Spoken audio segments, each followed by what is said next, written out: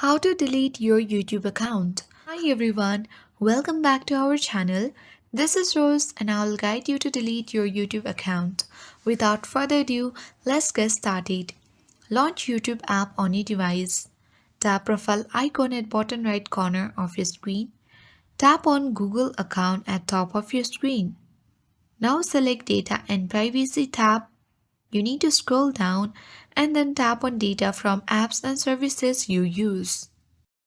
On to download or delete your data, tap on delete a Google service.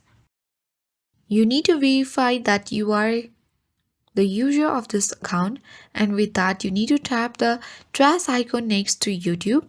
You will be asked to log in to confirm. You can check the boxes to confirm you want to permanently delete your YouTube content and enter your email and tap delete my content. With this, you will successfully delete your YouTube account. I hope this guide was helpful. If it was, then don't forget to like, share and comment. Thank you for watching and I will see you in the next video.